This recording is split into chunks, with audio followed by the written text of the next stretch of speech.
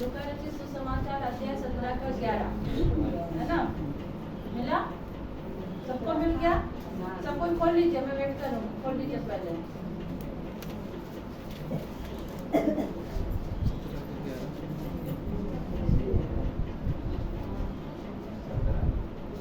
खोल लिए सबको? मैं वेट करूँगी, इसीलिए मैं कहती हूँ कि बाइबल पढ़ा कीजिए। ठीक है, पता चल जा रहा है कितने लोग स्टडी कर रहे। मेरी बेटी पढ़ती है, ऐसा लॉर्ड। आइए अब हम लोग ध्यान देंगे। कोई इस पाठ को पढ़ेंगे या फिर मैं ही आप लोगों के लिए पढ़ती हूँ। ऐसा हुआ कि वह यरूशलेम जाते हुए सामरिया और गलील के बीच से होकर जा रहा था। किसी गांव में प्रवेश करते समय उसे 10 कोढ़ी मिले। उन्होंने दूर खड़े होकर ऊंचे शब्द से कहा, हे यीशु, हे स्वामी, हम पर दया कर। उसने उन्हें देखकर कहा, जाओ और अपने आप को याजक को दिखाओ। ईश्वर की वाणी है, ईश्वर को धन्यवाद। हमने आज क्या कहा? भावनाओं पर नहीं, ईश्वर के वचन पर ईमान रखना है। Hallelujah, hallelujah, hallelujah, hallelujah. पता है हमें हर दिन परमेश्वर के विश्वास में पढ़ना है। हर दिन। क्यों ये बात कह रही हूँ मैं कि हर दिन प्रभु के विश्वास में पढ़ना है? क्योंकि आप हर दिन प्रभु के विश्वास में नहीं पढ़ेंगे तो आप पीछे हो जाओगे, बैकस्लाइड हो जाओगे। और शैतान हमेशा इस ताक में रहता है कि आपको पुरानी चीजों के पीछे ले जाए। आज मैं आपको बताऊंगी 2 चीजें जो आपको निराश करती है, आपको डिस्करेज करती है। 2 ऐसी बातें बताऊंगी जिससे आप निराश होते हो और डिस्करेज होते हो। कितने ऐसे बाइबल हैं यहाँ पर जिनको लगता है कि अभी विश्वास किया और फिर चिंता कर लिया? कितने लोग ऐसा है जो प्रार्थना भी करते हैं और चिंता भी करते हैं? मुझे बताइए, ऑनेस्टी से बताइए। मैं पहले आपका कितने लोग ऐसे हैं जो प्रार्थना भी कर रहे हैं और चिंता भी कर रहे हैं? बहुत चीजों को माइंड में लेकर सोचते हैं, बहुत चीजों को लेकर सोच रहे हैं। हम दुआ भी कर रहे हैं, विश्वास भी कर रहे हैं और चिंता भी कर रहे हैं। लेकिन परमेश्वर का वचन कहता है यीशु हमारे लिए सब बातों में क्या लाएगा? भलाई को लाएगा। रोमियो 8:28 में लिखा है, जो प्रभु से प्यार करते हैं और प्रभु जिनसे प्यार करता है उनके लिए सब बातें मिलकर क्या लाएंगी? भलाई को लाएंगी। यीशु मसीह रोमियो के पत्र 8:14 में लिखता है, जो आत्मा की संतान है वो आत्मा की चाल चलते हैं, लेकिन जो मनुष्य यानी कि शारीरिक रूप से चलते हैं वो संसार के हैं। आज आपको डिसाइड करना है कि आप आत्मा की संतान हो कि इस शारीरिक जीवन के संतान हो। आप अगर आत्मा की संतान है तो आत्मा के रूप में चलोगे ना। रोमियो 8:14 में लिखा है, जो आत्मा से उत्पन्न हुए हैं, जो आत्मा के पुत्र कहलाते हैं, वो आत्मा की चाल चलते हैं। Hallelujah, hallelujah. सबसे पहले ध्यान दीजिएगा कि संसार जब प्रभु ने बनाया, मैं विश्वास करती थी संसार 6000, अभी टोटल अगर मैं सोचूं तो कितना साल पुराना हो चुका होगा? संसार 6223 साल पुराना। ये टोटल अभी चल रहा है। परमेश्वर कब आए थे? 2000 ईसा पूर्व। आदम से लेके मलातिक तक 4 और उसके बाद 2 और अभी कितना चल रहा है? 23। टोटल कितना हो गया? 6223 साल पे हम लोग चल रहे हैं। ठीक है, बाइबल बताती है कि परमेश्वर ने जब इस संसार की रचना करी, जब परमेश्वर ने संसार को बनाया, एक बात बताओ, अगर परमेश्वर पहले मनुष्य को बना देता और बाद में संसार को बनाता तो क्या होता? अगर पहले मनुष्य को बना देता परमेश्वर, उसके बाद संसार को बनाता तो क्या होता? क्या उस चीज को इंसान एडजस्ट कर पाता? नहीं कर पाता। इसीलिए परमेश्वर ने क्या किया, जब इस संसार को बनाना शुरू किया, परमेश्वर इस संसार को बना, सब कुछ परमेश्वर ने मनुष्य के उत्पन्न होने से पहले ही परमेश्वर ने सारी चीजों को बनाया। हमारा सृष्टिकर्ता कितना अच्छा और कितना भला है कि वो हर एक चीज को जानता है कि उसके बच्चे की क्या आवश्यकता है और उसे क्या चाहिए। Hallelujah, hallelujah. सृष्टिकर्ता को मालूम है कि मनुष्य को क्या चाहिए और किस चीज से वो एडजस्ट हो सकता है।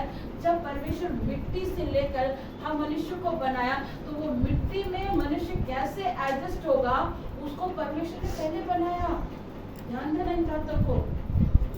हम मनुष्य मिट्टी है, मानते हैं ना? लिखा है ना, परमेश्वर ने हमें मिट्टी से उत्पन्न किया और अपने ही स्वरूप में बनाकर उसमें सांसें डाली। और ये मिट्टी, इस मिट्टी में एडजस्ट होने के लिए परमेश्वर ने मिट्टी की रचना करी। अगर हम मिट्टी हैं और अगर हमें परमेश्वर आग की संरचना में रखता तो क्या हम और रह पाते? खत्म हो जाते। हम मिट्टी और परमेश्वर अगर जल के बीच हमें रखता तो क्या हम रह पाते? हम गल जाते। परमेश्वर कितना महान है कि परमेश्वर ने हम मनुष्य को बनाया, उससे पहले परमेश्वर ने हमारे एडजस्टमेंट को, सारी चीजों को इस तरह से बना दिया कि मनुष्य उसमें क्या सके, एडजस्ट हो सके। जब परमेश्वर समुद्र को, पानी को बना रहा था, उसमें से कहा कि मछलियां उत्पन्न हो, मछली को बाहर निकालियो मर जाएगी, लेकिन मछलियों को परमेश्वर ने कहाँ बनाया? जल के अंदर। कहने का मतलब क्या है? परमेश्वर आपको अगर बनाया तो आपके सारे एडजस्टमेंट को जानता है, आपकी क्या आवश्यकता है, आप किस स्थिति से गुजर रहे हो, कैसे चल रहे हो, क्या आपके दिखी, वो सारी चीजें ईश्वर को मालूम है। इसीलिए परमेश्वर कहता है कि भावनाओं पर नहीं वरन परमेश्वर के वचन पे आपको फेंक करके बढ़ना है। अब देखिए यहाँ परमेश्वर ने आदम को बनाया, ईव को बनाया, और देखिए यहाँ पर लॉन्ग स्टोरी है, शॉर्ट पे मैं जा रही हूँ। शैतान किसके पास आया? आदम के पास कि हवा के पास? क्यों आया? वो आदम के पास भी जा सकता था, लेकिन वो किसके पास आया? हवा के पास आया। आया ना? शैतान कई बार आपको डिस्टर्ब करने के लिए आपके अपने ही परिवार को इस्तेमाल करेगा। शैतान आदम के पास जा सकता था, उसको बोल सकता था, लेकिन शैतान हवा के पास गया और हवा के पास जाके उसको बहकाया और क्या बोला? इस जीवन के वृक्ष से फल खा ले। इसी तरह शैतान क्या करता है? आप जब प्रभु में ग्रोथ करेंगे, आप जब प्रभु में एक कदम विश्वास को बढ़ाएंगे, एक और कदम विश्वास से बढ़ाएंगे, एक और कदम विश्वास से बढ़ाएंगे, शैतान आपके परिवार को इस्तेमाल करेगा। हो सकता है आपके पति को इस्तेमाल कर दे, हो सकता है आपके भाई को इस्तेमाल कर दे, हो सकता है आपके बच्चे को इस्तेमाल कर दे, हो सकता है आपकी सास को इस्तेमाल कर दे, क्योंकि मालूम है कि इसके द्वारा ये डिस्टर्ब हो सकता है। हाँ, आदम हवा के चलते फल खाया ना। आदम तो फल नहीं खाया था, आदम को हवा ने फल दिया और आदम को सारी सच्चाई मालूम थी, फिर भी आदम ने फल खाया। कई बार कुछ स्त्रियां अपने पतियों को ना कंट्रोल करने की कोशिश करती हैं। मेरे बहनों, ईश्वर के वचन में लिखा है अपने पति के अधीन रहो, लेकिन अधीनता को भी समझना है। सही जगह में आप अधीन रहिए, गलत जगह पर नहीं। अगर वो आपको टॉर्चर कर रहा है, आपको मारपीट कर रहा है, आपकी बात नहीं सुनता है, तो मैं कहूंगी ऐसे चीजों से आप डिस्टेंस मेंटेन करिए। लेकिन अगर आपका पति सही है, थोड़ी बहुत नोकझोंक पति पत्नी में होता है, पर उस जगह पर आप प्रार्थना के द्वारा उसको ठीक कर सकते हैं। पर इससे ज्यादा हो जाए तो परमेश्वर कहता है ऐसे रिश्ते में भी नहीं रहना है। ठीक है? शैतान कई बार आप लोगों को अपने ही परिवार के द्वारा तंग करेगा, अपने ही सदस्य के द्वारा तंग करेगा। मेरे प्रियो, इस बात को सबसे पहले समझ लीजिए। इफिसियों की पत्री कहती है तुम्हारा युद्ध लहू और मांस से नहीं है। मतलब आपका दुश्मन आपका परिवार नहीं, आपका दुश्मन आपका भाई, आपका बहन, आपका माँ नहीं। कई बार हम ये सोचते हैं कि ये मेरा भाई मेरे साथ अच्छा नहीं चलता है, ये मेरी बहन मेरे साथ अच्छा नहीं चलती है, मेरा पति मेरे साथ अच्छा नहीं चलता है, हम उसको दुश्मन समझ लेते हैं। ये गलती मत करिए। इफिसियों कहती है कि तुम्हारा जो युद्ध है वो युद्ध लहू और मांस से नहीं है, वरन शैतान के जलते हुए तीरों से है। कई बार हम मनुष्य को दुश्मन समझ जाते हैं, रॉन्ग टीचिंग। जो लोगों को दुश्मन सोचते हैं, रॉन्ग टीचिंग। पहले मैं बता रही हूँ, गलत शिक्षा है। मनुष्य आपके दुश्मन नहीं हो सकते हैं। मनुष्य के पीछे जो दुष्ट आत्माएं काम करती है वो आपके दुश्मन है। इसको समझ लीजिए, उस दुष्ट आत्मा को आपको मारना है। और जिस तरह मैं सुरेश प्रमाणी को सुनती हूँ, मेरे आत्मिक बड़े भाई, उन्होंने मुझे एक ही बात शिक्षा दिया कि ज्योति शैतान को मारो वरना शैतान तुम्हें मार देगा। ये बात मैं आपको बता रही हूँ। मनुष्य आपका दुश्मन नहीं है। शैतान आपका दुश्मन है। उस स्पिरिट को बहुत लोग के मन में ख्याल आता था कि शैतान के बड़े बड़े दांत होंगे, बड़े बड़े नाखून होंगे, जैसे हॉरर पिक्चर सब में देखते हैं। नो, शैतान भी एक स्पिरिट है, उस तरह से चीजें नहीं है, वो भी एक स्पिरिट है, उससे आपको लड़ना है। आप देख रहे हैं कि आपका पति पी रहा है, आप सुधर नहीं रहा है, आपने दुआ करी, आपने प्रार्थना करी, वो नहीं सुधर रहा है, वो और पीते जा रहा है, तो आपका पति बुरा नहीं है, उसको कुछ नहीं करना है, वरन उसके पीछे जो स्पिरिट है ना, उस स्पिरिट से आपको लड़ना है। आपको कहना पड़ेगा, हे परमेश्वर, ये भी आप ही का संतान है, इससे जो पीने वाली दुष्ट आत्मा इसको पकड़ के रखी है, परमेश्वर आपके सामर्थ्य नाम से इससे मैं बांधती हूँ, आपका बेटा आने वाले समय में आपके नाम की महिमा करेगा। आप अंगीकार कीजिए, परमेश्वर आपके लिए करेगा। पर हम क्या सोचते हैं कि नहीं, मेरा पति गलत है। मेरे साथ भी हुआ है, मैं आपको बता रही हूँ। मैं अभी रिसेंटली एक सिस्टर को बता रही थी कि जब मैं प्रभु में आई, प्रभु शादी करी, मेरे हस्बैंड भी, मैं आपको बता रही हूँ, मुझे सच बोलने से डर नहीं लगता है और मेरे सच बोलने से परमेश्वर की महिमा मिलती है। जब मैं शादी करके विपिन के साथ आई, मेरे हस्बैंड भी 4 बोतल बैग में पकड़ते थे, हाथ में 2 बोतल पीकर आते थे, लेकर आते थे, और मैं रोज दिन सोचती थी कि परमेश्वर कैसे इंसान से मेरी शादी हो गई।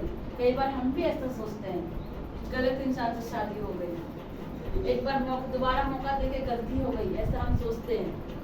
लड़ाई हो जाती थी, झगड़े हो जाते थे। एक बार बताइए, आप लोग से गलती हो जाए तो इट्स ओके, अब प्रभु के दास दासियों से गलती हो जाए तो बहुत बड़ा जुर्म हो जाता है ना, है ना। आप गलती करो कुछ नहीं, अगर सिस्टर से गलती हो जाए, फादर से गलती हो जाए, पास्टर से गलती हो जाए, तो लगता है कितना बड़ा जुर्म कर दिया हमने, कितना बड़ा गुनाह कर दिया। अरे मेरे प्रिय, हम भी मनुष्य हैं, हमसे भी गलतियां होंगी, हम मनुष्य हैं। दाऊद से भी गलती हुई। क्यों? दाऊद ने क्या किया? पत्नी रहते हुए दूसरे की पत्नी के साथ संबंध बना लिया, उसके पति को मार दिया, पर उसने अपनी गलती को एक्सेप्ट किया। एक बात जान लीजिए, हम मनुष्य हैं, हमसे गलतियां होंगी, कदम कदम पर गलतियां होंगी। सोच से गलती हो जाएगा, बोली से गलती हो जाएगा, विचारों से गलती हो जाएगा, लेकिन जब गलतियां हो रही हैं, इसको भी ध्यान दीजिए, जब गलतियां होती है ना, उस गलती को लेकर अपने हार्ट में कंडेम मत कीजिए, अपने आप को कंडेम मत करिए, अपने आप को ब्लेम मत करिए। अगर आपसे गलती हो गई, उस गलती को लेकर अपने ईश्वर के पास आइए। बहुत लोगों को मैं देखती हूँ, मेरे पास आते हैं, कई ऐसे परिवार आते हैं काउंसलिंग के लिए, गलती हो गया, सिस्टर पति से लड़ाई हो गया, ऐसा हो गया, और उस बात को लेकर रोना धोना, रोना धोना। ठीक है, गलती हो गई ना, गलती होने के बाद वहाँ बैठे मत रहो, गलती होने के बाद सीधे अपने ईश्वर के पास आ जाओ, बोलो परमेश्वर मुझसे ये गलती हुई है। आप बोलो, अगर किसी पाप से आप निकलना चाहते, मान लीजिए व्यभिचार से आप निकलना चाहते, आप दुआ कर रहे हैं कि ईश्वर इस व्यभिचार से मुझे निकलना, ईश्वर इस पीने की जगह से मुझे निकलना, लेकिन फिर भी आपसे वही पीना हो जा रहा, फिर भी वही व्यभिचार हो जा रहा है, आप फिर वही फोन वीडियो देख ले रहे हो, आप फिर वही गलत गलत रील्स को देख ले रहे हो, आप नशा करने वाले जगह के पास बैठ जा रहे, गलतियां हो रही, आप फिर भी दुआ करिए, दुआ करना बंद मत करिए। आप अपने हर एक दिन के पाप को ईश्वर के पास ले जाइए, और ऐसा होगा जब आप अपने पापों को लेकर निरंतर प्रभु के पास जाएंगे ना, परमेश्वर आपके मन में वैसा हृदय डालेगा ना कि ऑटोमेटिक आपका दिल उस पाप से नफरत करेगा, आपको इच्छा नहीं करेगा, इच्छा नहीं कर, ऑटोमेटिक आप में चेंजेस आना शुरू होगा। ऑटोमेटिक आपसे गलती हो रही तो बैठे मत रहो, जाके ईश्वर को बताओ, ईश्वर से भागो मत, ईश्वर में भागो। ईश्वर से भागोगे तो शैतान घेर लेगा, संसार घेर लेगा। गलती हो गई, उस गलती को लेकर के अपने ईश्वर के पास आओ, ईश्वर में छिपो, ईश्वर से मत भागो। ईश्वर से दूर होकर कुछ नहीं कर सकते हो, ईश्वर के पास आओ, उससे अपनी हर एक गलतियों को बोलो, परमेश्वर मुझसे गलती हो गई। जब आप अपनी गलतियों को एक्सेप्ट करते हैं, आप अपने परमेश्वर के पास अपनी गलतियों को लेकर जाते, हे प्रभु मुझसे व्यभिचार हो गया, हे प्रभु मुझसे ये गलती हो गया। मैं सच कहती हूँ और आप लोगों को एग्जाम्पल दे रही हूँ, मुझसे एक बार किसी एक के लिए किसी ने किसी के बारे में मुझे शिकायत करी, मैं सुनी उसके बारे में, सुनने के बाद मेरे मन में विचार आ रहा, डॉक्टर बता रही हूँ मैंने इसके लिए इतना अच्छा किया, लेकिन इसने मेरे साथ बुरा किया। क्या है मन में उसके लिए, मेरे मन में आ रहा है नफरत। देखिए किसी ने क्या बोया, मेरे अंदर आ क्या गया, उसने मेरे लिए ऐसा किया, मैं उसके लिए ऐसा कर रही हूँ। और जब मैं इसको देख रही हूँ तो मेरे अंदर नफरत आ रहा है, लेकिन मैं उससे प्यार से बोल रही। लेकिन यहाँ मेरा जो उसके प्रति घृणा है, यहाँ मेरे जो उसके प्रति नफरत है, ये नफरत तो वो सामने वाला व्यक्ति नहीं देख रहा, लेकिन मेरा जीवित परमेश्वर तो देख रहा है ना। मैं यहाँ पर सोच रही हूँ, उसने मेरे लिए बुराई करी, उसने मेरी शिकायत करी, और वो उसको मेरे पास आती है, मैं उसको देखती हूँ, प्रेज द लॉर्ड, जय यीशु विश्वास सब कर रही हूँ, लेकिन अंदर ही अंदर मेरा मन उससे घृणा कर रहा। या हो सके जब मैं इसको देख रही हूँ, मुस्कुरा दे रही हूँ और जा भी रही हूँ तो उसे कट हो जाती। कई बार क्या करते हैं ना, हम किसी के प्रति नफरत रख लेते हैं, गुस्सा रख लेते हैं, चर्च में मिलते हैं या किसी अपने परिवार में मिलते हैं, उसको देखते भी है ना, चर्च अटेंड कर खत्म हुआ तो वहां देखेंगे वो सामने व्यक्ति, तो उसको देख के चले जाएंगे, मुड़ जाएंगे। क्यों जयशु भी नहीं करेंगे, प्रेज द लॉर्ड भी नहीं करेंगे, क्योंकि कहीं ना कहीं आप यहाँ क्या डाले, उसके प्रति कचरा को डाले। और ये कचरा जो तीसरा पार्टी आपके अंदर डाला, आप ये भी देखो कि आप क्या एब्जॉर्ब कर रहे हो। मेरे मन में भी ये चीजें आ रही थी, सच बता रही हूँ, मैं सच कहती हूँ, मेरे मन में भी ये विचार उठ रहे थे। जब मेरे मन में आया तो मैं प्रार्थना करने बैठी, मैंने बोला ईश्वर, उसने मेरे साथ कुछ भी किया, लेकिन क्यों मेरे अंदर में उसके लिए बुराई आ रही है, क्यों आ रही है।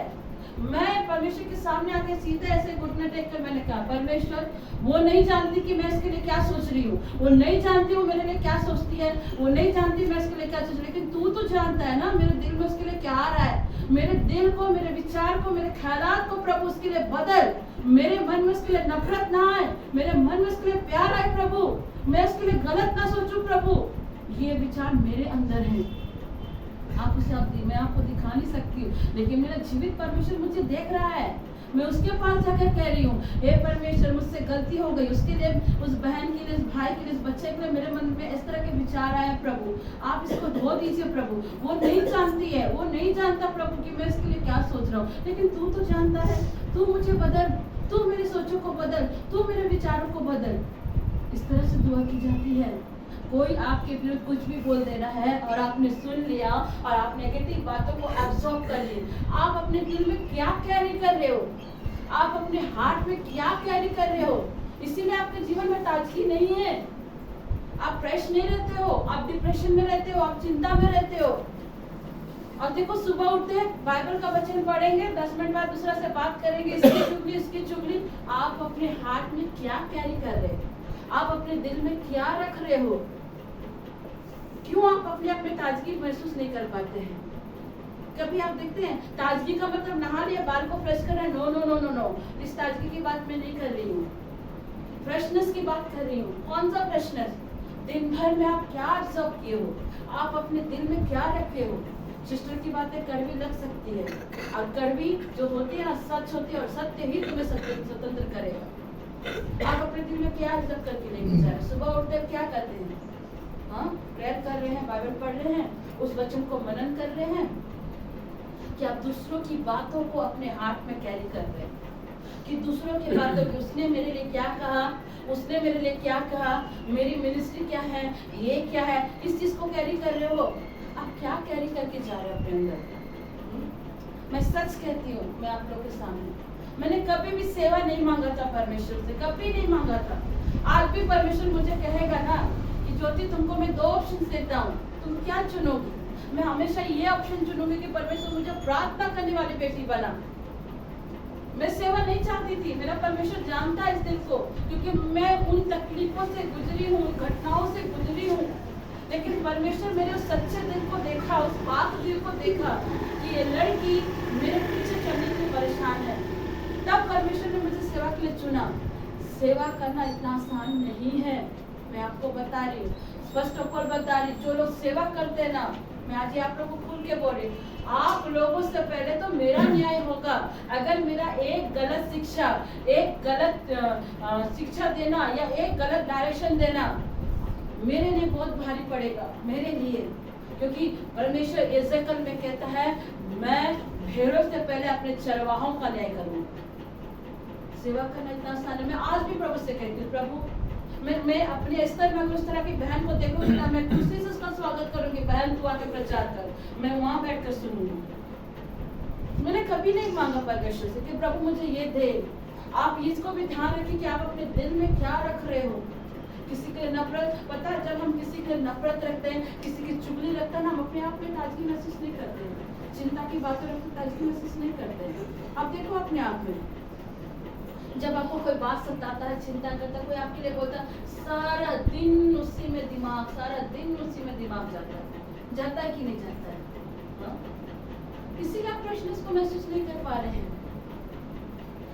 आप अगर सुबह उठकर ईश्वर के वचन को कैरी करेंगे ना, तब हमेशा फ्रेश रहोगे। आप लोग ड्यूटी निकलते हैं ना, बाजार जाते हैं ना, सबको जाते हैं ना, मार्केटिंग जाते हैं कि नहीं जाते? मार्केट जाने के समय आप क्या क्या कैरी करते हैं? झोला, पर्स, हर एक चीज को आप कैरी करते हैं। तो आप दिन की शुरुआत में क्या चीज को कैरी करें? कचरा को या ईश्वर के वचन को? अगर आप ईश्वर के वचन को कैरी करेंगे, मान लीजिए मेरे को परमेश्वर ने एक वचन दिया, मुझे वचन दिया परमेश्वर ने, तेरे दुख में मुझे शांति ईश्वर के वचन से मिली। मैं इस वचन को यहाँ रखी, मैं इसको सोचने लगी, काम कर रही हूँ, सब कुछ कर रही हूँ। प्रभु आपने मुझसे कहा कि मेरे दुख में मुझे शांति आपके वचन से प्राप्त हो। कौन सा दुख प्रभु? कौन सा वचन मुझे आप दिए? मेरे अंदर भी दुख उमड़ता है, उस दुख को मैं किसी के सामने जाहिर नहीं कर सकती। जब मेरा कोई परिवार, कोई मेरा बच्चा या कोई मेरी बहन तकलीफ में रहती, तो वो दुख मेरे अंदर आता है कि प्रभु मेरा बच्चा, मेरा परिवार, मेरा बहन वहां से उसी से निकले। ये होता है रियल में जो सेवा करते हैं ना, उन लोगों के प्रति एक भार होता है। ना कि मैं ये कहूँ कि प्रभु वो मेरे साथ ठीक नहीं चलती, वो मेरे पीठ पीछे बुराई करती है, मेरे पीठ पीछे निंदा करती है, क्यों मैं कहूँ उसके लिए, क्यों मैं सोचूं? इस चौके प्रभु अगर वो मेरे लिए निंदा करे, वो मेरे लिए बुराई करे, वो मेरी 10 जगह चुगलियां करे, मुझे मंजूर है। आपको पूरा हक है मेरा चुगली करने के लिए, आपको पूरा हक है मेरी शिकायत करने के लिए, पर मुझे भी पूरा अधिकार है मैं आपकी बातों को नहीं सुनूंगी। Hallelujah, hallelujah. आपको पूरा अधिकार है, आप मेरी शिकायत करो, आपको पूरा अधिकार है मेरी चुगली करो, लेकिन मुझे भी पूरा अधिकार है मैं आपकी बातों तक सफल करूंगी। बात समझ में आ रहा है? आज अपने हृदय में क्या कैरी करे इसको भी समझे। कई बार जब आप किसी को देखते हैं कि वो गलत ट्रैक में जा रहा है, किसी को देखते हैं उसका घर में शांति नहीं है, किसी को देख रहे कि वो भाई पी रहा है, किसी को आप देखते हैं कि उसका बच्चा सही रास्ता में नहीं जा रहा, तो आपके अंदर वो पीड़ा नहीं आता, वो बोझ नहीं आता है कि मैं उसके लिए प्रार्थना करूं? आता है कि नहीं आता? बहुत लोग तो उसको देख के एंजॉय करते हैं, और तो ऐसे ही होना चाहिए, वो तो ऐसे ही संगति करता है, उसका कुछ नहीं होने वाला। आप क्रिश्चियन हैं, you are a Christian, you are a मसीह। आप अगर उसको गलत ट्रैक में जाते हुए देख रहे हैं, गलत शिक्षा पे वो जा रहा है, वो पी रहा है, उसके घर में शांति नहीं है, उसके बेटे के जीवन में, बेटी के जीवन में शांति नहीं है, तो आपके अंदर वो बोझ नहीं आता है कि आप उसके लिए दुआ करो, ना कि उसके लिए शिकायत करो। बोझ नहीं आता है कैसे उस परिवार को बचाऊं। मैं आपको बताऊं, मैं यहाँ पे उस सिस्टर का नाम नहीं ले रही, लेकिन उनके घर में कुछ इंसिडेंट हुआ, सिस्टर को इतना बोझ था, मुझे फोन करती है, जिसने आप प्रेयर कीजिए, उसका बोझ है, वो भी प्रार्थना करी, मुझे भी कह रही है, और उसी का प्रार्थना से एक परिवार बचाया जा रहा है। उस बहन के अंदर बोझ परमेश्वर ने डाला, मैंने उनके जीवन में देखा, मैंने आप सब किया, सीखा, उनसे सीखा। सिस्टर आप लोग को सिखाती है ना, आप लोगों से भी चीजों को सीखती है। मैंने उस दीदी से सीखा कि वो दूसरों को बचाने के लिए भी, दूसरे के परिवार को बचाने के लिए भी बहुत से प्रार्थना कर रही है, और वो चाह रही कि उसका पूरा परिवार बचे।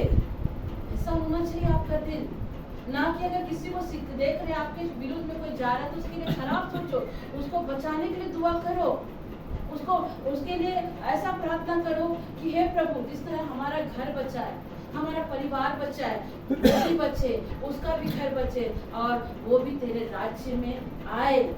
पता है हमारी प्रॉब्लम क्या है? सबसे बड़ी प्रॉब्लम, मेरे पीछे बोलिए, कई बार शैतान उन चीजों को दिखाता है जो है ही नहीं। बोलिए, शैतान कई बार उन चीजों की ओर ध्यान लेकर जाता है जो है ही नहीं।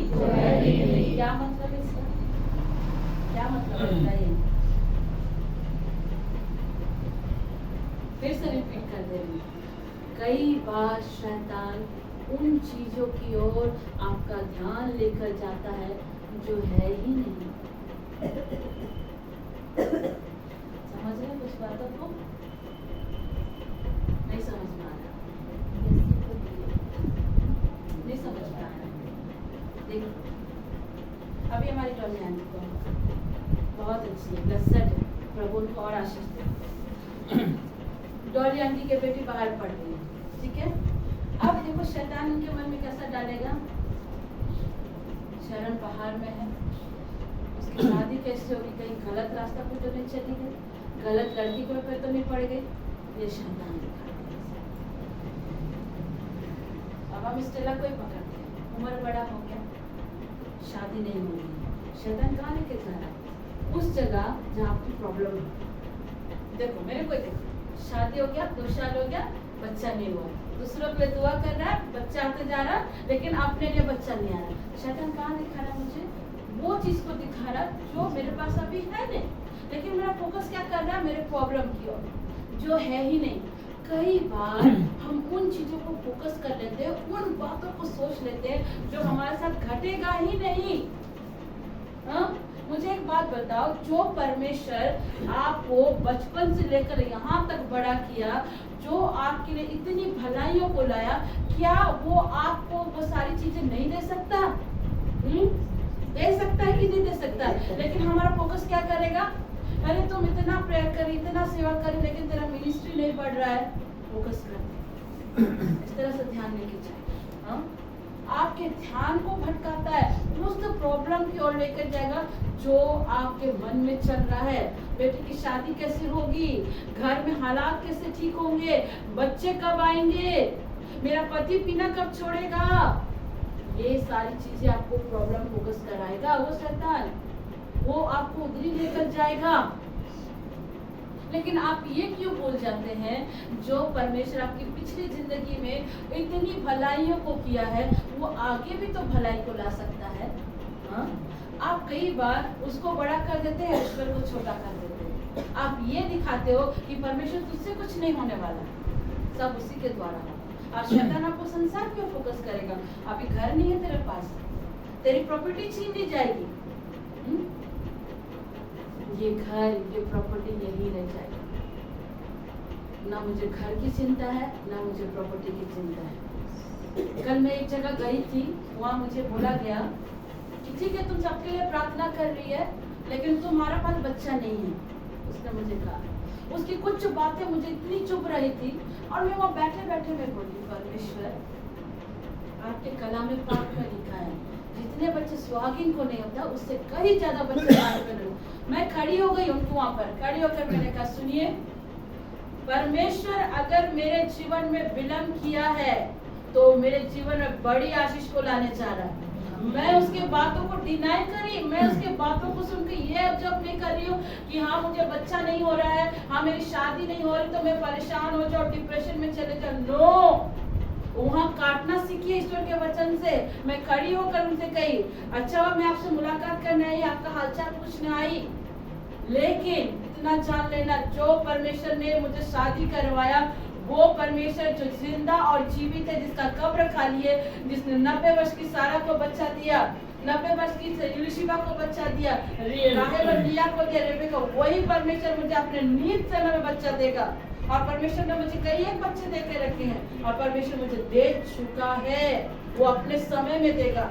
जब मैंने ये बातें कही, उसके पीछे जो स्पिरिट था वो शांत हो गया, और बाद में वो मुझे क्या कहती है, बेटा तुम तो आशीषित है, तुमको तो बच्चा बहुत दे के रखा है। शैतान तुरंत पलटता है। हाँ?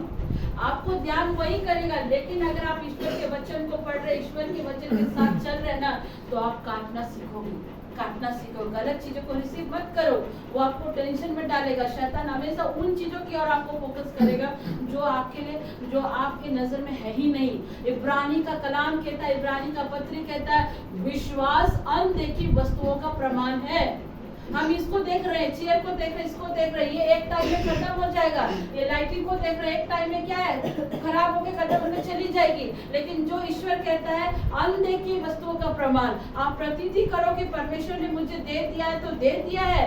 यूहन्ना 15:7 कहता है विश्वास से मांगो और प्रतीति करो तो ईश्वर से तुम्हें वो मिल चुका है। जो परमेश्वर के वचन के साथ चलता है, जो परमेश्वर के संग चलता है, परमेश्वर से दे देगा। अभी हम एग्जांपल में राजन हन्ना को लेते हैं। राजन हन्ना को शैतान कैसे डाइवर्ट करता है, अरे तुम इतने लोगों को लेकर सब चंगा हो रहा, तेरा प्यार अभी तक ठीक नहीं हुआ, फोकस कर रहा, उसके मन को डाइवर्ट कर रहा। लेकिन उस जगह राजन ये कहता है कि मेरा घाव चंगा हो ना हो, लेकिन मेरे ईश्वर ने मुझे चंगा कर दिया है, दुष्ट मेरे दिमाग से निकल। जब वो इस तरह की बातों को कहेगा, ऑटोमेटिक वो अपने मिरेकल्स को देखेगा। हालेलुया। जिस ईश्वर ने आपको इस पृथ्वी में भेजा है, वो ईश्वर आपको सब कुछ दे सकता है, लेकिन अपने फोकस को भी बदलना है आपको। अब आते हैं, पता है आपके जीवन में सबसे बड़ी ब्लेसिंग क्या है, मुझे ये बताइए। आपके जीवन में सबसे बड़ी ब्लेसिंग क्या है? जीवित है, स्वास्थ्य, स्वास्थ्य जीवन है। एक एक करके बोलिए। ईश्वर का वचन, स्वस्थ है, दुरुस्त है। और कोई? और कोई? और कोई? आपकी सबसे बड़ी ब्लेसिंग स्वयं परमेश्वर है। आमीन। आपकी सबसे बड़ी ब्लेसिंग परमेश्वर है। हर बार ये दुआ मत करो कि प्रभु मुझे ये बीमारी से ठीक करो, प्रभु इस बीमारी से। ये दुआ करो कि प्रभु मुझे स्वस्थ रखिए, मेरे हेल्थ को स्वस्थ रखिए। आपकी सबसे बड़ी ब्लेसिंग परमेश्वर है। गाड़ी, बंगलो, ये चीजें, ये सारी चीजें आपकी ब्लेसिंग नहीं, ये तो परमेश्वर आपको ऑलरेडी देता है। लेकिन आशीष का स्रोता यानी प्रभु यीशु मसीह ही आपका सबसे बड़ा ब्लेसिंग है। परमेश्वर ही आपकी सबसे बड़ी आशीष है। परमेश्वर अगर आपके साथ है तो उसके बाद मनुष्य को कुछ नहीं चाहिए। आप देख लो, जब वहाँ पर ध्यान देना, क्या बोलते हैं, दाऊद जब परमेश्वर की उपस्थिति में, उसको कुछ भी याद नहीं रहा। सबसे बड़ा एग्जाम्पल में अगर देखूं, प्रेरितों के कार्य में स्तुपनुस जो सबसे कम एज का था, पता है उस समय के लोग इतना पवित्र आत्मा से क्यों भरे रहते थे? वो खाना बनाने वाला लड़का स्तुपनुस, वो भी पवित्र आत्मा से भरकर प्रचार कर रहा। और अभी के लोगों में पवित्र आत्मा क्यों भरपूरी नहीं लेता है? उस समय में देखो, स्तुपनुस जो 17 साल का लड़का था, जो खाना बनाता था, वो भी पवित्र आत्मा से भर गया। और वो जब प्रचार करने आया, वो सोचो उत्पत्ति से लेकर के परमेश्वर को क्रूस पर चढ़ाए जाने तक का प्रचार किया। पर आज के लोग पवित्र आत्मा से क्यों नहीं भरे हुए? क्योंकि यहाँ पर आप गलत चीजों को कैरी कर रहे हो। दूसरों के लिए शिकायत, दूसरों के लिए चुगली, दूसरों के लिए निंदा, किसी को कैसे तकलीफ दे, किसी को कैसे हर्ट करे, इन चीजों को आप कैरी कर रहे हो। इसलिए आपके अंदर पवित्र आत्मा की भरपूरी नहीं है। पवित्र आत्मा आपके साथ रहता है, लेकिन जब आप गलत करते हो या किसी की निंदा करते हो, मैं एक चीज कह देती हूँ, परमेश्वर के अभिषिक्तों के खिलाफ कभी मत बोलना। परमेश्वर के दास दासी के खिलाफ कभी मत बोलना, और उनसे मजाक भी मत करना। बहुत भारी पड़ेगा तुम्हें, मैं आपको मुंह पर कहती हूँ। परमेश्वर के दास दासी के विरुद्ध मत कहना, और उनसे मजाक भी मत करना, बहुत भारी पड़ेगा। ये जकरिया कहता है, जो तुम्हें छूता है वो मेरी आंख की पुतली को छूता है। हालेलुया। आप मेरी निंदा करो, मुझे कोई दिक्कत नहीं, जितना करना कर लो। आप पवित्र आत्मा को, जब आप किसी की शिकायत करते हो, किसी की निंदा करते हो, पवित्र आत्मा दुखी होता है, पवित्र आत्मा आपके साथ होता है। लेकिन जब आप किसी के लिए गलत बातों को कहते हैं या निंदा भरी बातों को कहते हैं, पर किसी भी विश्वासी के लिए, प्रभु के दास दासी के, पता है पवित्र आत्मा शोकित होता है आपसे, और धीरे धीरे आप उसके उपस्थिति से हटते चले जाते हो, और आपको पता भी नहीं चलता है कि कब आपके अंदर से वो अभिषेक हट गया, कब वो अभिषेक हट गया। अभिषेक मिलता है, लेकिन अभिषेक आपके अंदर से हट जाएगा, ये आपको पता भी नहीं चलेगा। जब शाऊल प्रभु की उपस्थिति में था, बहुत ब्लेसिंग उसके साथ थी। जैसे वो परमेश्वर की उपस्थिति से दूर हटा, धीरे धीरे शाऊल के अंदर से वो अभिषेक खत्म हो गया, और वो परमेश्वर से ज्यादा मनुष्य पर ईमान रख रहा था। इसीलिए वो कहा, जो गोलियत को मारेगा, मैं अपनी बेटी को भी ब्याहूंगा और जमीन को भी दूंगा। तुम ये भूल गए शाऊल कि जब तुम एक चरवाहा थे और परमेश्वर ने उस चरवाहा से तुम्हें राजा बनाया और तुम्हें इतनी सारे दुश्मन लोगों से बचाया, तो एक बार प्रार्थना तो करता कि कि हे परमेश्वर, ये गोलियत नामक दानव को तू हरा और हमारी सहायता कर, तो निश्चय प्रभु तेरी सहायता करता है। पता है, जब हम परमेश्वर के वचन को जानते हैं ना, जब थोड़ा परमेश्वर का वचन का ज्ञान आता है ना, तो सोचते हैं हम ही सब कुछ। घमंड आ जाता है, मुझको सब मालूम है, मुझको सब मालूम है। जब थोड़ा वचन का ज्ञान आ जाए ना, तो घमंड चलता है।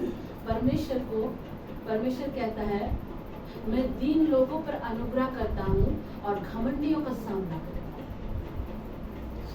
मेरी बात आज कड़वी लगेगी आपको, पता नहीं क्यों परमेश्वर मुझसे बुलवा रहे हैं। वो कहता है, मैं दीन लोगों को अनुग्रह करता हूँ और घमंडियों का सामना करता हूँ। जहाँ आज थोड़ा सा वचन लोग जानते हैं ना, तो अपने आप को बहुत ज्ञाता समझ लेते हैं। पता है, आज इंसान ज्ञानी नॉलेज तो बहुत रखा, लेकिन विजडम नहीं रखे। ज्ञान तो बहुत है, लेकिन विजडम नहीं है। और ये विजडम ईश्वर के भय मानने से आता है। हमको सब कुछ मालूम है, सब कुछ। तुमको कुछ नहीं मालूम है। जो ये कहता है ना मुझे सब मालूम है, एक्चुअली मुझे कुछ नहीं मालूम है। मैं आपको बता दूं, एक उड़ीसा से कुछ लोग आए थे मेरे पास पिछले हफ्ता प्रेयर कराने के लिए। हर बात में कह रहा मुझको मालूम। मैंने बोला, अगर आपको सब कुछ मालूम है तो आप मेरे पास क्यों आए? आप प्रेयर भी जान रहे हो, सब कुछ जान रहे हैं, सारा चीज जान रहे हैं, तो फिर मेरे पास क्यों आए? जो ये कहता है मुझे सब कुछ मालूम है, एक्चुअली मुझे कुछ नहीं मालूम। आप ज्ञान तो बहुत रख लिए, ज्ञान तो आपने बहुत एक्सेप्ट किया। आज मनुष्य इतना ज्ञान को एक्सेप्ट कर लिया है, उसको पूछो आम तो बता देगा आपको पूरा आम का हिस्ट्री, साथ में इमली का भी हिस्ट्री बता देगा। आप अगर पूछो किसी से किसने इमली सीरियल को देखा, तो बोलेगा इमली के साथ में 7 फेरे भी देख लिए, सास बहू देख लिया, CID देख लिया, तारक मेहता का उल्टा चश्मा देख, ज्ञान बहुत तो ले लिया। परमेश्वर सुलेमान कहता है, हे परमेश्वर, मुझे धन संपत्ति नहीं चाहिए, मुझे तेरी प्रजा का न्याय करने के लिए मुझे बुद्धि चाहिए। और परमेश्वर कहता है विजडम वहां से मिलता है, ईश्वर का भय मानता है। शुक्ति ग्रंथ नीति वचन प्रोवर्ब्स में लिखा है, यहोवा का भय मानना ही बुद्धि का प्रारंभ है। अब ज्ञान तो बहुत ले लो। बहुत लोग बाइबल का डॉक्यूमेंट्री कर लेते हैं, कितना कुछ करते हैं, बाइबल कॉलेज करना अच्छी बात है, डॉक्यूमेंट्री भी पढ़ लेंगे, लेकिन जब तक आप इस पवित्र शास्त्र को पवित्र आत्मा की उपस्थिति में नहीं पढ़ोगे, आपको कोई रेवलेशन नहीं मिलेगा, कुछ भी चीज को आपको नहीं मिलेगा। आप मात्र एक पुस्तक की भांति इसको पढ़ते चले जाओगे, पुस्तक की भांति। जब भी इस कलाम को पढ़ते हो, पवित्र आत्मा की उपस्थिति में पढ़िए, उससे कहिए प्रभु आज मुझसे बात कर। आप उपवास करते हैं, क्या चीज के लिए उपवास करते हैं? कि मेरी शादी हो जाए, मुझे बच्चा हो जाए, इस बात के लिए उपवास करते हैं। लेकिन आपको एक्चुअली वो उपवास करना चाहिए कि परमेश्वर अपने वचन से मुझे रेवलेशन दे, अपने वचन का भेद मेरे पर प्रकट कर। इस तरह के लिए आपको प्रार्थना करना है। और बहुत लोग क्या करते हैं, दूसरों का सरमन सुन कर भी करते हैं। अच्छी बात है, दूसरों को सरमन से भी सीखना चाहिए।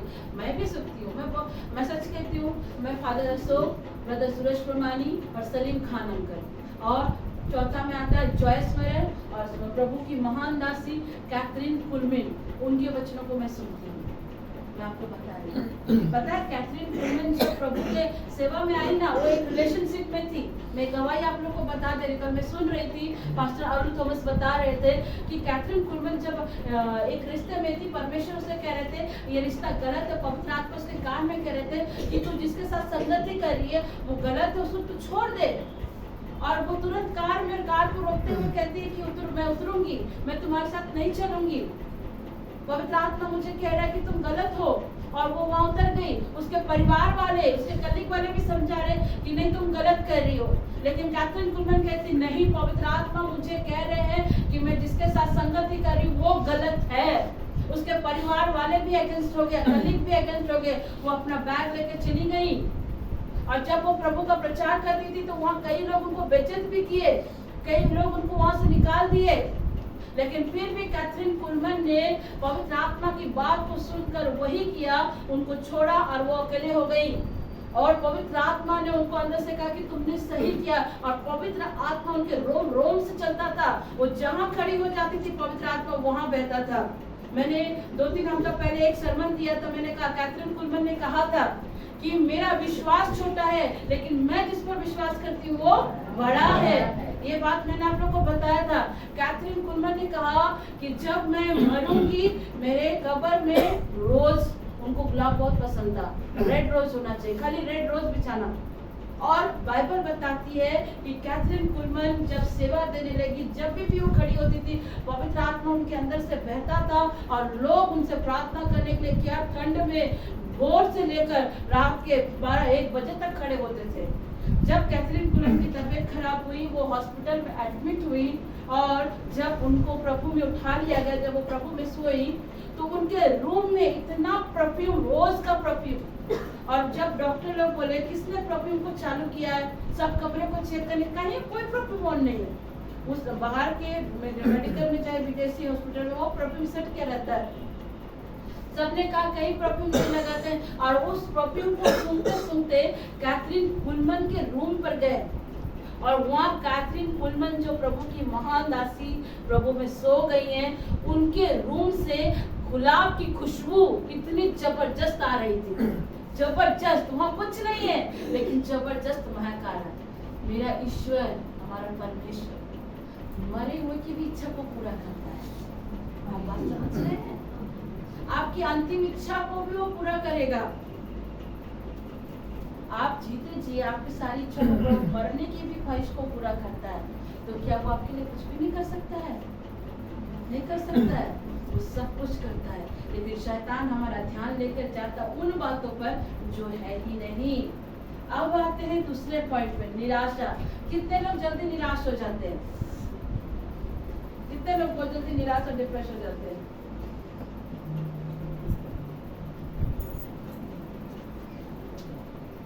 हेलो हेलो,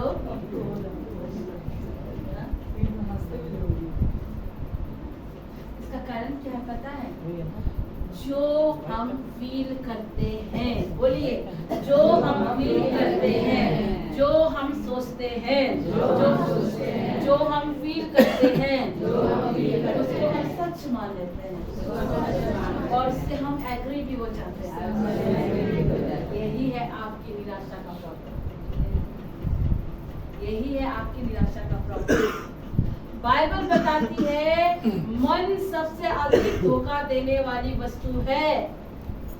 हमें ये लग रहा है सिस्टर, ऐसा लग रहा है, मुझे ऐसा लग रहा है, मुझे पवित्र आत्मा जी ऐसा बता रहे, मुझे ऐसा लग रहा, मुझे ऐसा लग रहा, मुझे ऐसा लग रहा, ये मुझे ऐसा लग रहा, ऐसा लग रहा। आपकी फीलिंग को आप अपना सच मान लेते हैं और यही फीलिंग आपको बाद में जाकर बहुत तकलीफ देती है। विश्वास का सबसे बड़ा दुश्मन आपकी फीलिंग है। विश्वास का सबसे बड़ा दुश्मन आपका फीलिंग है। आपका मन जो बोलता है ये मुझे लगता है, ये मुझे लगता है, ये मुझे ऐसा लग रहा है, मुझे ऐसा लग रहा है, मुझे लग रहा है वो मुझे प्यार करता है, मुझे लगता है वो मुझसे शादी करे, मुझे लगता है आप मुझे ये फीलिंग आपकी सबसे बड़ी दुश्मन। मुझे लगता है वो मेरे घर को बर्बाद कर रहा है, मुझे लगता है वो मेरी मिस्टी को खराब कर रहा है, मुझे लगता है वो मेरे से शादी नहीं करेगा, मुझे लगता है वो मुझे बच्चा नहीं होगा, मुझे लगता, यही फीलिंग तो आपको बर्बाद कर रही है। यही तो आपकी निराशा का सबसे बड़ा कारण है। यही तो सबसे बड़ी निराशा है। मुझको लगता है सिस्टर मेरा पैर ठीक ही नहीं हो रहा है काजल में, मुझे लगता है क्या होगा, मेरा घर ठीक होगा कि नहीं होगा, मुझे लगता है ये मुझे लगने वाला शब्द ही आपका दुश्मन है। विश्वास का सबसे बड़ा दुश्मन यही है। जबकि परमेश्वर का आत्मा रोमियो 8:28 में क्या कहा कि तुम फीलिंग से नहीं, तुम आत्मा की संतान हो और आत्मा की चाल चलो। बहुत लोग क्या बोलते हैं, पवित्र आत्मा आएगा ऐसे से कांपेंगे, पवित्र आत्मा गिर जाएंगे, पवित्र आत्मा आएगा तो ये शिवरिंग होगा। किसने कहा? किसने कहा? बाइबल बताती पवित्र आत्मा जब तुमको स्पर्श करेगा, पवित्र आत्मा जब तुमको टच करेगा, तुम्हारा चरित्र बदल जाएगा। हालेलुया। पवित्र आत्मा जब तुमको टच करेगा ना तो तुम्हारा चरित्र बदलेगा। हाँ, बहुत सारे प्रभु के दास दासियों का जब अभिषेक आपके ऊपर इम्पार्टेशन होता है तो कुछ लोग गिरते हैं, नो डाउट नहीं गिरते हैं, बहुत लोग को शरीर कांपता है, लेकिन पवित्र आत्मा जब तुम पर आएगा तुम्हारा कैरेक्टर बदल जाएगा। तुम्हारे दिल में किसी के लिए नफरत नहीं आएगी, तुम जल्दी गुस्सा नहीं करोगे, तुम किसी के लिए अपशब्द नहीं कहोगे। पवित्र आत्मा जब तुमको स्पर्श करेगा ना कि तुम कांपोगे। अब बताओ, हम बोलेंगे, अभी इसको बोलेंगे कि प्रभु तुमको आने वाले साल में इस्तेमाल करेगा, प्रभु तेरे साथ है, तुम आगे चलकर प्रचारित बनोगी। मैंने इसके ऊपर भविष्यवाणी कर दी और ये अपना जीवन को बदल ही नहीं रही है, वो गलत लड़कों के साथ संगति कर रही है, खा रही पी रही नशा कर रही, तो क्या पवित्र आत्मा उसके अंदर काम करेगा? जब वो पवित्र आत्मा तुमको स्पर्श करेगा तो सबसे पहले तुम्हारे कैरेक्टर को बदलेगा, तुम्हारे चरित्र को बदलेगा। तुमको देखकर लोग कहेंगे कि इसके अंदर से यीशु मसीह चलता है। ठीक है, हमारे पर भविष्यवाणी हो गई और अभी तक पूरी नहीं हो रही। क्या आपने लड़कों के साथ संगति करना बंद किया? क्या आपने दारू पीना बंद किया? क्या आपने गलत चीजों का संगति करना बंद किया? क्या आप फोन वीडियो देखना बंद किए? आप ऐसा कुछ नहीं किए, लोगों की निंदा करना बंद नहीं किए, चुगली करना बंद नहीं किए, और आप कहते हैं कि आपके ऊपर पवित्र आत्मा का अभिषेक पड़ रहा है। कभी नहीं होगा। हाँ, पवित्र आत्मा आपके साथ रहेगा लेकिन भरपूरी आपको नहीं मिलेगी। दुश्मन है इन चीजों को समझिए।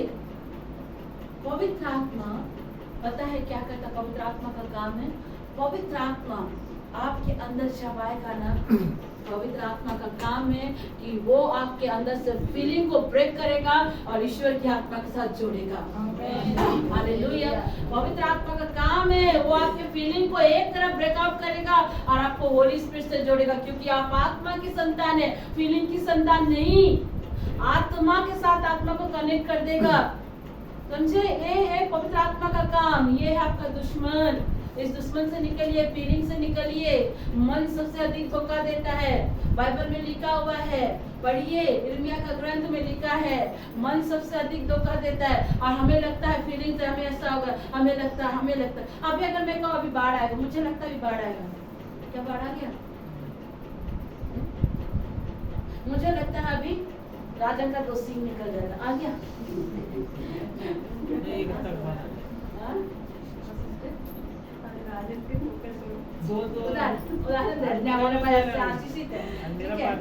आशीषित है, गॉड ब्लेस यू राजन। ठीक है, मैं कह रही, मुझे लगता है अभी जॉन का शादी होगा, मुझे लगता है। क्या हो गया? मुझे लगता है सोनी आज घर छोड़ के भाग जाएगी, मुझे लगता है। कई बार हम इसी को लेकर चलते हैं, मुझे लगता है। हाँ, मेरे को लगता है दीदी, हाँ मुझे लगता है आज मेरा पैसा मिल जाएगा। हाँ? मुझे लगता है। इस चीज से निकलिए मेरे प्रियो। पवित्र आत्मा आपके फीलिंग को ब्रेक करके आपको होली स्पिरिट से जुड़ता है। मैंने शुरुआत में एक पाठ पढ़ाया, लूका रचित सुसमाचार अध्याय 17 पढ़ाया ना आप लोग का। अब आती हूँ वचन पे। वहाँ पर कितने कोड़ी हैं? 10 कोड़ी। देखिए, ये 10 कोड़ी यीशु मसीह को देकर क्या कहते हैं? हे प्रभु हम पर दया कर, हे स्वामी हम पर दया कर। और प्रभु यीशु मसीह उनको देखकर कहते हैं, जा अपने आप को किसको दिखा? क्या अपने आप को किसको दिखा? याजक को दिखा। और वो लोग चले भी जाते हैं। क्या कुछ मिसिंग है? सोचिए कुछ मिसिंग है?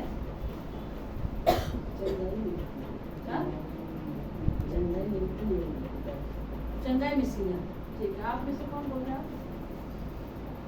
प्रेज़ द लॉर्ड, आप सही बोले हैं। चंगाई मिसिंग है यहाँ पे।